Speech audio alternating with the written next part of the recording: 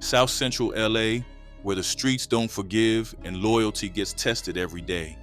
The Rollin 60s and Rollin 40s used to ride under the same blue rag, but all that brotherhood, gone. They turned on each other, and what followed was a war that left bodies dropping and the streets on fire. How did it all go so bad? How did two Crip sets, once family, end up in a beef this deep? This is the story of the brutal gang war between the Rollin 60s and the Rollin 40s. The Rollin 60s neighborhood Crips, often called the Rich Rollin 60s, are one of the most prominent gangs in South Los Angeles, California. They emerged in the 1970s as part of the West Side Crips, which was founded by the infamous Stanley "Tookie" Williams. Over time, the Rollin 60s grew into a dominant force in the streets of LA.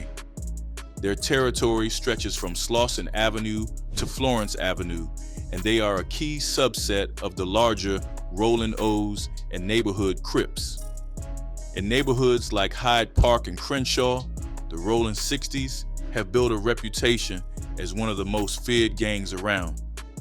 Back in the day, the gang had a unique way of showing their allegiance. Some members would sport Baltimore Orioles gear as a nod to their Rollin 60s affiliation.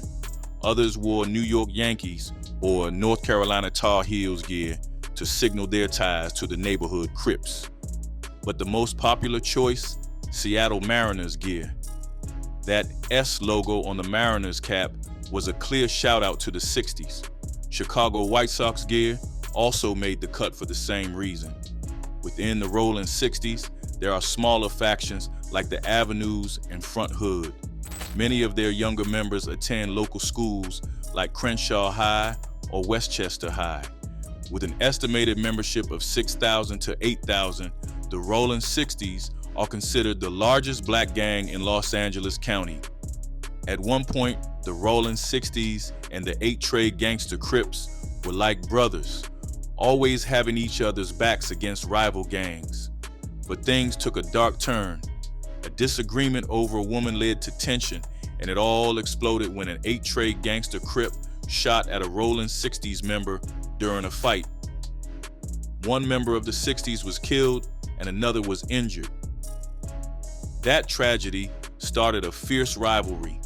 In retaliation, the Rollin 60s targeted the 8-Trade gangster Crips neighborhood, searching for the shooter. They believed the 8-Trades were protecting him. A meeting was called to try to settle the issue, but it quickly descended into a full-blown gang fight. This marked the start of an intense and violent feud between the two sets. Throughout the 1980s, clashes were frequent, and the rivalry even dragged other gangs into the conflict. The Rollin 60s kept growing, becoming more aggressive as time went on. What started as disputes settled with fistfights had escalated into something much more violent, leaving many shocked by the shift. Their influence spread to allied gangs who began adopting the same enemies and engaging in similar conflicts. The Rollin 60s didn't hesitate to take the fight to anyone they had a problem with, including other Crip sets like the Rollin 40s.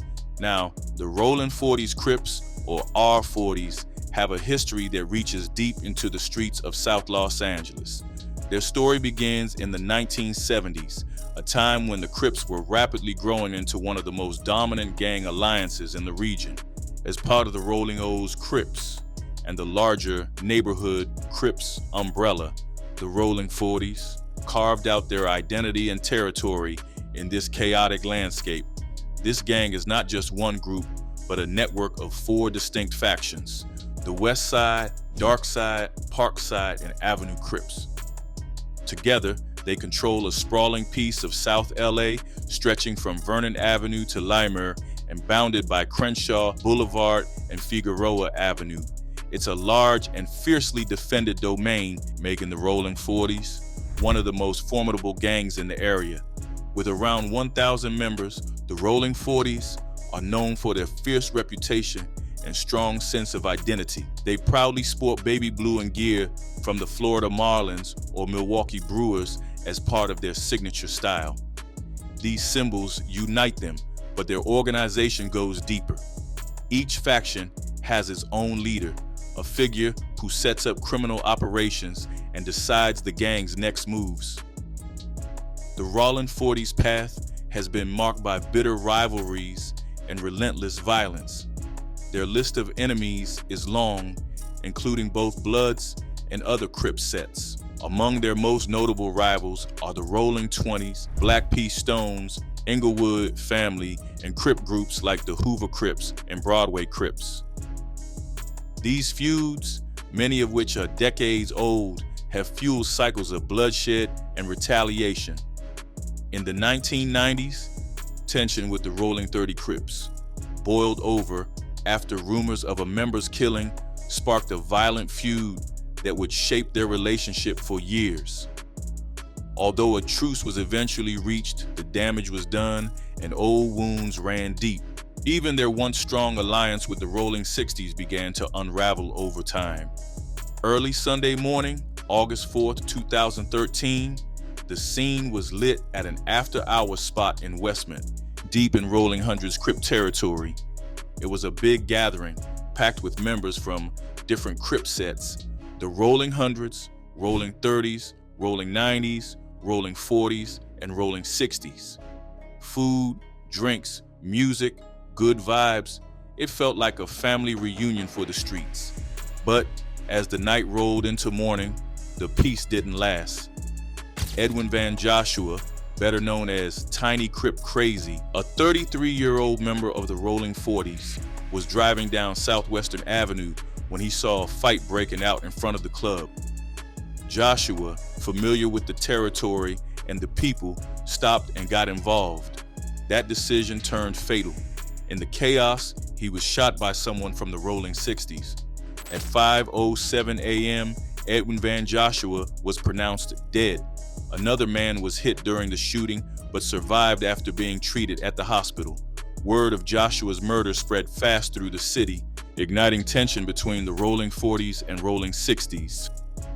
Despite efforts by both sides to keep things calm, it wasn't enough. Old allies became bitter enemies, and the streets braced for war. When gangs that were once close turn on each other, it gets ugly fast. They knew each other's moves, their hideouts, their vulnerabilities, and they used it all. On August 6, just 2 days later, the bloodshed continued. Around 10:45 p.m., Mitchell Graves, a 54-year-old man, was walking near Madden Avenue in Hyde Park, deep in Rolling 60s territory. Two men approached him, and one opened fire, shooting him multiple times. They fled in a light-colored car, leaving Graves critically injured. He passed away shortly after, at the hospital. The Rolling 40s was suspected of being behind the attack. Then, on August 27th, the violence escalated further. At about 4 p.m., a group of people were chilling outside an apartment building on 64th Street, also in Rolling 60s territory. Among them were 18-year-old Antonio Riley and 16-year-old Trayvon Jackson, both members of the Rolling 60s. Out of nowhere, a car pulled up and someone inside started firing. 2 shots at first, then a relentless burst of gunfire. The group scattered, running for their lives as the car sped off. Antonio and Trayvon were hit multiple times and died at the scene. Another person was injured but survived. The detectives found bullet casings scattered all over the street, and the hunt for answers began. Some thought it might have been the Inglewood families, the 8-Tray gangsters, or even the Hoovers. But as the investigation dug deeper, it became clear the Rolling 40s were behind it. This chain of violence sparked a gang war between the Rolling 40s and Rolling 60s that would rage on for weeks, months, and even years. On October 2nd, 2006, Maisha Brown borrowed her roommate's red Chevrolet Cobalt and headed to her mom's house. While she was there, she ran into her friend Akil Robbins. Akil asked if he could borrow the car to go see his girlfriend, promising to bring it back in 20 minutes. Brown was hesitant and asked why he couldn't just get a ride from his friends, but Akil didn't have an answer. Eventually, she gave in and lent him the car. That was the last time she saw it. Instead of telling the police the truth, she lied and claimed she had left the car somewhere and someone had stolen it. Later that evening, around 6 p.m., Christopher Thompson was on his balcony when he saw a man, Ernest Creighton, throw up a Rollin 40s gang sign. A red car pulled up and someone stepped out, firing several shots at Creighton. Creighton was shot 5 times, twice in the head, and died on the spot. Thompson saw the car speed away, but he couldn't make out who the shooter was. Meanwhile, AG was waiting at a nearby bus stop when he heard 3 or 4 gunshots. He saw a red Chevrolet parked with its door open. A man, Matis, stood next to the car holding a gun. Matis fired another shot before jumping back into the car, which sped off with Robbins behind the wheel. The police soon spotted the red Chevy and began a chase. After a short pursuit, the car stopped and Robbins and Matis jumped out, taking off down an alley. Police brought in dogs to track them, eventually finding both men hiding in separate locations. When officers searched the car, they found a gun under the driver's seat, and ballistics confirmed that one of the bullets from the gun matched the one that killed Creighton. Mathis and Robbins were heavily involved with the East Coast Crips, a gang deeply rooted in Los Angeles. Detective Garcia, a police gang expert, shed some light on how the gang operated. He explained that the East Coast Crips had about 300 known members in LA, but the actual number could be much higher, possibly over 1,000, including those who kept a low profile. The gang wasn't one big organization, but was split into smaller sets, one of which was the 76 East Coast Crips. Detective Garcia didn't hold back about what the gang was into: murder, robberies, carjackings, substance dealing, you name it, they did it. Most members were involved in violent crimes, but it was the hardcore ones running the show. They were the ones moving serious weight, stacking guns, and committing the most brutal acts. The East Coast Crips had beef with the Rollin 40s. At first, Detective Garcia didn't know much about this rivalry, but later, his colleagues filled him in. These gangs controlled different areas, and crossing into each other's turf was a dangerous move. Gang members didn't use their cars for crimes either. They'd jack one or rent it to stay a step ahead of the cops. Gang signs were a big deal too. Garcia explained how flashing a rival sign was seen as pure disrespect. Even if someone wasn't aiming that sign at them, it didn't matter. It was enough to set them off. In their world, taking out a rival was an opportunity they wouldn't pass up. Detective Garcia testified that the shooting of Creighton was likely about showing power for the 76 East Coast Crips. When the shooters saw the victim throw a rival gang sign, they felt disrespected and retaliated. Killing a rival gang member wasn't just about revenge. It boosted their reputation, scared the neighborhood, and made people think twice about talking to the police. In their eyes, it was a way to keep their control locked down. Kimmy Scudder, a gang expert, took the stand for the defense. She painted a picture of gang life that most people don't usually see. According to her, only a small fraction of gang members, maybe 5 to 10%, actually commit violent crimes. But she didn't sugarcoat it either. She made it clear that all gang members are involved in some kind of illegal activity, most of the time to make money. When asked how the East Coast Crips typically earn their cash, she didn't hesitate. Substance sales, she said simply. That's their main source of income. Scudder also clarified a key point about the gang dynamics in this case. The 76 East Coast Crips and the Rollin 40s, they weren't enemies, they were allies. As for the murder of Creighton, she admitted there just wasn't enough evidence to explain why it happened. Even so, she did agree that gang shootings serve a purpose. They make the gang look tough and instill fear in the community. On the prosecution side, Mathis and Robbins didn't present much in the way of new evidence, but in the end, it didn't change the outcome.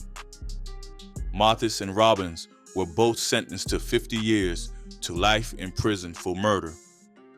But this wasn't the only time the gang rivalry turned deadly in 2006. Another life would be lost, but under very different circumstances. On the evening of June 1st, 2006, around 6 p.m., Crowder, a member of the Rolling 20s Bloods, was hanging outside his apartment in Black P. Stone's territory with his girlfriend, Essie Jackson, who was connected to the Rollin 40s Crips. That's when James Williams, also affiliated with the Rollin 40s Crips, pulled up in his car. Crowder spotted Williams and told Jackson to go talk to a homeboy. Jackson walked over and started a conversation with Williams through his car window. Things took an unexpected turn when Williams began flirting with Jackson and even offered her a ride home. But Jackson shut it down, letting him know Crowder was her boyfriend. That's when Crowder stepped in. He walked over and stood next to Williams's car. Jackson tried to defuse the situation, saying Williams was just there to see her, but it didn't work. Crowder leaned in and asked Williams where he was from. Williams looked nervous and hesitated before answering. 40 Crips. That's all it took. Crowder, representing the 20 Bloods, pulled out a gun and started shooting. Williams didn't have a weapon and hadn't done anything to provoke him. Tragically, Williams was killed right there at the scene. Later, Crowder took the stand in his defense. He admitted to being in a gang, but insisted that Williams had started the confrontation. According to Crowder, when Williams showed up, Jackson called him over to the car. Crowder said he leaned in and asked Williams if they were good. That's when, according to Crowder, Williams threatened to kill him and reached for something near the driver's seat.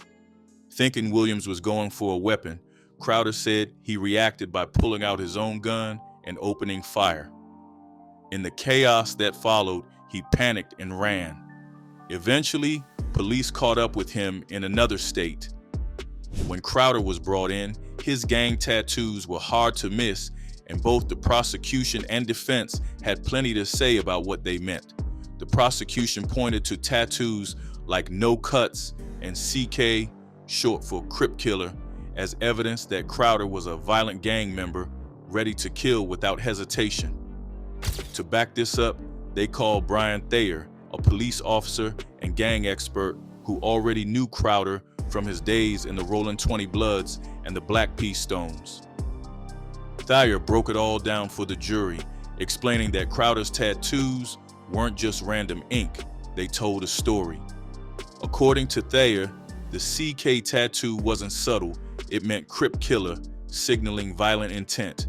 He also described how Crowder's gang was so powerful they didn't even have to wait their turn in jail.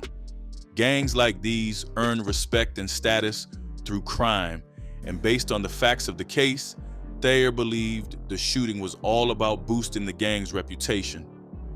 But Crowder had his side of the story. He admitted he joined the Rollin 20s Bloods years ago because everyone in his neighborhood was doing it. He didn't have to prove himself or go through anything crazy to join, mostly because he had family already in the gang. And while he admitted to having the CK tattoo, he claimed it didn't mean he was violent. He said he got it just to look tough and impress girls, not because he actually hated Crips. Crowder also pointed out that by the time of the shooting, many of his friends were Crips, and he didn't care that his girlfriend was part of a Crip gang. He acknowledged he had gotten into some minor trouble before, like selling weed when he was younger, but he insisted he wasn't involved in anything serious. He said he only carried a gun because his tattoos made him a target in the neighborhood. According to Crowder, gang members could get whatever tattoos they wanted without having to prove anything, and not all gang members stuck together anyway. They usually rolled with smaller cliques within the gang. Crowder's group, they were more about partying and looking good than anything else. As for his No Cuts tattoo, he explained that it meant he was loyal to the Rollin 20s Bloods and no other gang. The defense called a gang expert, Alex Alonso, to break down the meaning of Crowder's tattoos. Alonso explained that the no-cuts tattoo wasn't unique to the Black Peace Stones.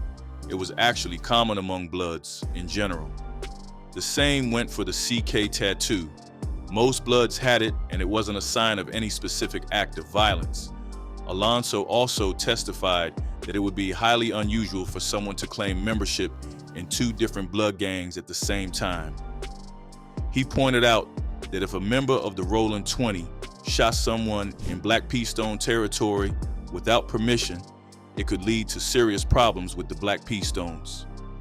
Alonso dug deeper, explaining that the no-cuts tattoo symbolized loyalty to the gang's neighborhood, not some prison rule or special status. He also said young people sometimes got tattoos like this just because they were trendy, not because they were actively involved in gang activities. As for the CK tattoo, Alonso clarified that anyone joining the Bloods could get it. It didn't mean they'd actually committed violence. It was more about showing pride in the gang, not necessarily proof they'd killed someone. The prosecution, however, had a different take. They brought in Detective Shimkoviak, another gang expert, to testify. She explained that in blood culture, the CK tattoo usually carried weight. It signified someone who had done serious work for the gang, often involving violence. She also said you couldn't just go around wearing tough-looking tattoos without earning them. In gang life, you had to prove yourself first.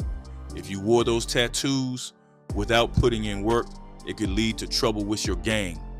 The defense tried to introduce another witness to challenge this idea, aiming to show that gang members weren't always punished for getting tattoos before doing gang work. But the prosecution objected, and the judge shut it down.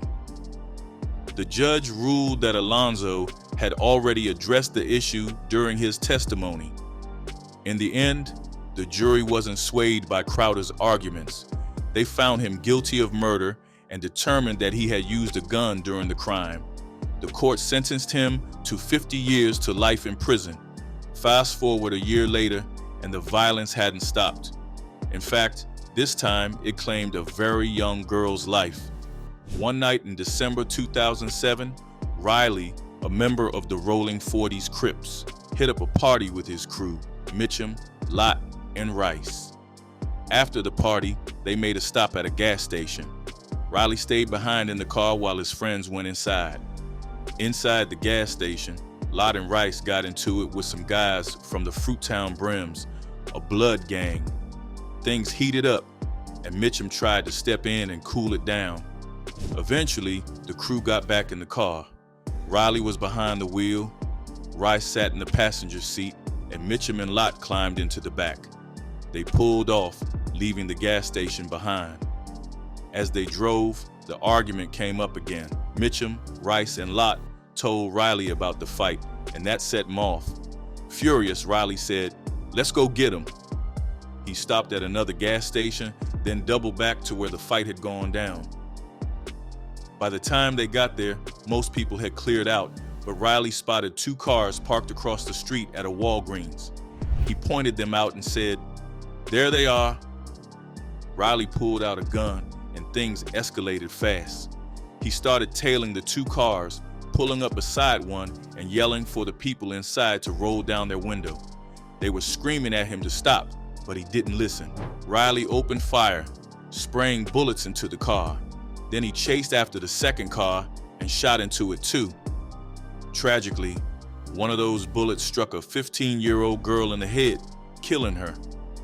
When Riley testified, he tried to shift some of the blame. He claimed he'd seen Rice with a gun earlier that night, but she told him she didn't have it with her in the car. According to Riley, he was just trying to let some other cars pass when Rice suddenly started shooting. But the jury didn't buy it. Riley was found guilty of murder and other charges and was sentenced to 212 years to life in prison. Appreciate you watching. Make sure to hit that like button and subscribe for more.